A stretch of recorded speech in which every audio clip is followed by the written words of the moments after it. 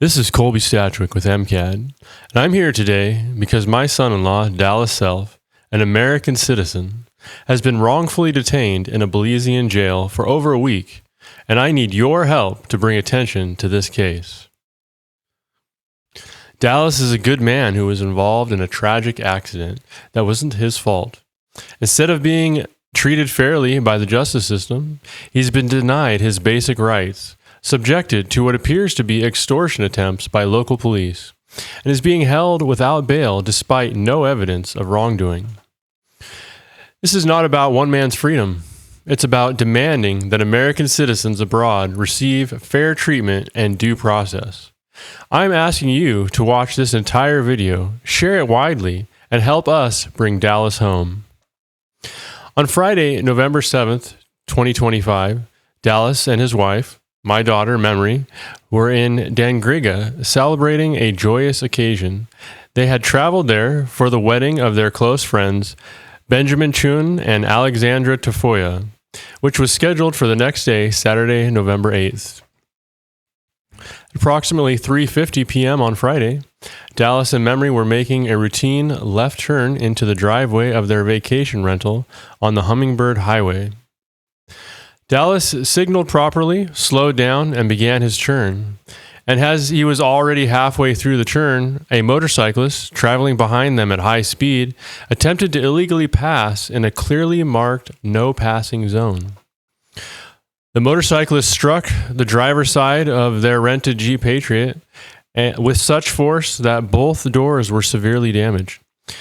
The impact was devastating. The motorcyclist, 42-year-old Walter Isaac Velas Gavarate, was thrown from his bike and suffered critical injuries. Dallas immediately began administering first aid. When police arrived at the scene, the responding officer, Officer Ruiz, stated clearly that the motorcyclist was at fault for attempting to pass in a no-passing zone. Officer Ruiz even told Dallas and Memory they didn't need to give statements until Monday because Dallas was so distraught over the accident. Tragically, Mr. Gavarate passed away the following day. Our hearts go out to his family. He left behind 4 children, including twins who had their birthday on the day he died. This is an absolute tragedy for everyone involved. But here's where the story takes a disturbing turn. Despite Officer Ruiz saying that Dallas didn't need to give a statement until Monday, a different officer, Corporal Saren Chalk, showed up at the hospital around 6 p.m. and took Dallas to the police station. At the station, Corporal Chalk demanded Dallas provide a urine sample, but there was a critical problem. The officer was speaking in Creole, which Dallas doesn't understand. Dallas was confused about what was being asked of him and why, especially since the responding officer had already determined that he wasn't at fault. Their friend, Benjamin Chun, was preparing for his wedding rehearsal that evening when Memory called him at 3:52 p.m. about the accident. Despite this being the night before his wedding, Benjamin rushed to help his friends.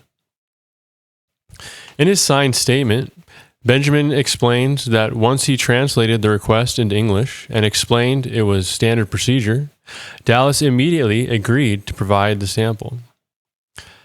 But here's what happened next. According to multiple witnesses, including Benjamin Chun, Corporal Chalk became frustrated and refused to administer the test. He left the station, came back later, and stayed in his office, refusing to speak to Dallas, Benjamin, Memory, or anyone else. For hours, they pleaded with him to explain what was happening. Benjamin, who should have been at his wedding rehearsal, stayed at the station advocating for Dallas. The officer would only communicate through other officers at the front desk.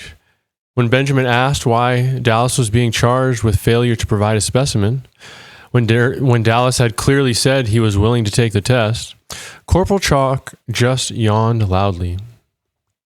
At around 10:30 p.m., another officer told them Dallas could take the test the next day, but he would be detained overnight anyway. Think about that for a moment. Dallas agreed to take the test. The officer refused to give it to him. Then the other officer charged him with refusing to take the test. The next morning was Saturday, November 8th, Benjamin and Alexandra's wedding day. Dallas spent what should have been a celebration with friends, locked in a cell at the Dangriga police station. When Memory arrived that morning, she discovered Dallas had been moved from the bench in the waiting area into a cell overnight. The officers told her that Corporal Chalk hadn't come to work that day, so Dallas still couldn't provide the urine sample he'd been asked to take. While Benjamin and Alexandra's wedding was taking place, police officers arrived at the wedding venue to take Memory's statement about the accident. Imagine having the police show up at your wedding venue to question one of your guests about an accident where the initial responding officer said the other driver was at fault. Dallas never got to attend his friend's wedding.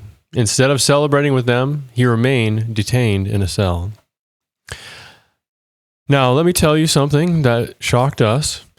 The Dangriga police station does not feed their prisoners. Every single day since Dallas has been detained, Memory has been, she's had to bring him food. If she didn't show up with meals, Dallas would not eat. This isn't just about providing, comfort items or extra snacks. It's about basic human sustenance. My daughter has been going to the police station day after day, not just to see her husband, not just to advocate for his rights, but to literally keep him fed.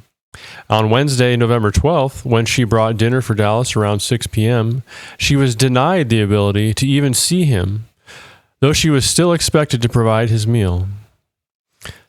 Think about what this means. Dallas is being held without bail for a charge stemming from a test the officer refused to let him take, for an accident he didn't cause, and the facility holding him doesn't even provide him with food.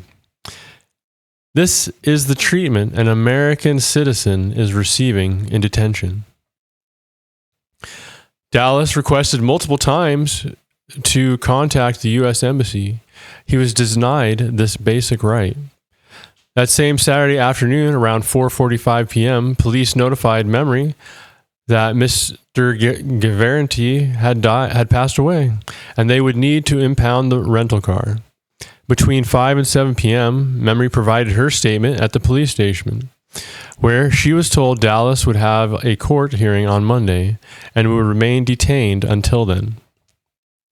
Under Belizean law, police have 48 hours to either charge someone or release them. When Memory consulted with an attorney on Sunday, she was advised to go to the station Sunday evening, since Dallas still hadn't been formally charged. Only then, at approximately 5:30 p.m. on Sunday, November 9th, was she told that he'd been charged with a failure to provide a specimen, the very test the officer refused to let him take. On Monday, November 10th, Dallas had his first court hearing. His attorney, Cecil Ramirez, requested bail since police were holding Dallas's passport, meaning he couldn't flee even if he wanted to. The prosecutor admitted they hadn't finished their investigation, but wanted Dallas denied bail because he might be a flight risk. The magistrate denied bail and gave police until Friday, November 14th to bring additional charges. Attorney Ramirez stated publicly that Dallas's constitutional rights had been violated by not receiving charges within the required 48-hour window. What happened next is even more disturbing. On Tuesday night, November 11th, an officer from the station called Memory. According to her sworn timeline, this officer told her that Dallas was being treated unfairly, but officers were purposely ignoring calls from the U.S. Embassy and that the case officers most likely wants money. The next day, Wednesday, November 12th, Memory was denied a visit with her husband, though she still had to bring him his food. Immediately after leaving the station, she received a text from the same officer asking if she needed to see Dallas and stating that he could arrange it if she was willing to give the officer something in exchange. The officer added that he was good with the case officer and that Memory would need to make things right with him if she wanted the case dropped. On Thursday, the U.S. Embassy conducted an in-person visit after police had refused their phone calls for days. During the visit, Dallas reported he felt extremely threatened by Corporal Chalk, who had been sharpening a machete while asking him questions in Creole, a language Dallas doesn't understand. At Friday's hearing, November 14th, the prosecutor again had no new charges but still opposed release. After the hearing, according to Memory's documented timeline, the prosecutor verbally demanded money from the family in exchange for Dallas's release, stating if they paid the victim's family, charges could be dropped. These are not isolated incidents. This is a pattern of extortion documented across multiple days by multiple officers. Let's be absolutely clear about something. The evidence is overwhelmingly showing that Dallas did nothing wrong in this accident. Crystal Auto Rental, the company that rented the vehicle to Dallas, submitted a formal defense letter to the police. Their letter, backed by photographic evidence and road markings, states Dallas signaled his turn properly and in advance. It also states he was already halfway through his turn when struck, and that the accident occurred on a solid center line where passing is explicitly legal. It also stated that the damage to the vehicle is consistent with a high-speed impact well above the 25 mile-per-hour speed limit. It also states that the motorist violated Belize Motor Vehicles and Road Traffic Act, Section 88, which prohibits overtaking near intersections across solid lines or when another vehicle is turning. Even the initial responding officer stated the motorcyclist was at fault. The only charge against Dallas is failure to provide a specimen, a test he agreed to take but was prevented from taking by the very officer who charged him. Dallas Preston Self remains detained in Dangriga, Belize. His next court date is November 28th, Thanksgiving Day. He's being held without bail, without clear legal justification, despite offering to take the only test requested, and despite all evidence showing the accident wasn't his fault. What should have been a weekend celebrating the wedding of dear friends had turned into a nightmare of detention, denied rights, apparent corruption, and inhumane conditions where my daughter must bring food daily just to keep her husband alive. American citizens deserve due process. They deserve not to be extorted by corrupt officials. They deserve to have their embassy access honored. They deserve basic human dignity, including food. Here's how you can help. Share this video everywhere. The more attention it gets, the harder it becomes to ignore. Contact your representatives. Reach out to your congressional representatives and senators. Tell them about Dallas Self's case and demand they intervene. Contact the U.S. Embassy in Belize. Let them know you're aware of this case and expect them to advocate strongly for Dallas's rights and ensure humane treatment. Tag news organizations, major news outlets in the comments and on social media. This story needs national attention. Use the hashtag #FreeDallasSelf on all platforms. Dallas is someone's husband, son-in-law, friend. He went to celebrate a wedding and is now trapped in a nightmare of corruption and injustice. Please help us bring him home. Share this video. Make some noise. Don't let this be swept under the rug.